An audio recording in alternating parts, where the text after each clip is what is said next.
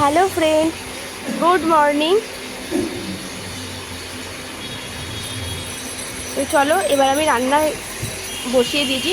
তো আজকে রান্নাতে কী কী হচ্ছে দেখিনি। রান্নার মেনুতে ভাত, মাছের কালিয়াটা হয়ে গেছে। তার আগে এখানে হচ্ছে ভাতটা সেদ্ধ হচ্ছে, এখন আর একটু হবে। যদি আমার মাছের কালিয়াটা কেমন দেখতে হচ্ছে একটু বলবে। আর পটলটা ভাজছি, এটা একটু সর্ষে পোস্ত পটল দিয়ে ভাপা মতো হবে।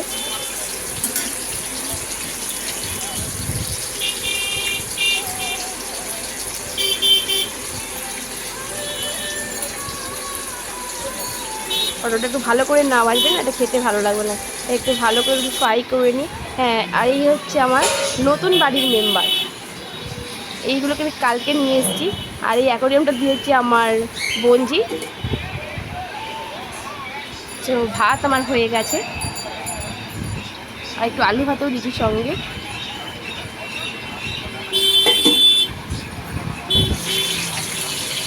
আর মিক্সিতে বাটনা বাটা হয়ে গেছে, সর্ষে পোস্ত ব্লেন্ড করে নিয়েছি একটু। এটা আমি পটলের পটলটার মধ্যে দেবো, দিয়ে ওটা সর্ষে পোস্ত একটু ভাপা তৈরি হবে। তো দেখছো আমি পটল ভাপাটা এমনিভাবে করছি। তোমরা কি সবাই এমনিভাবেই করো? এটা কিন্তু আমায় জানিও।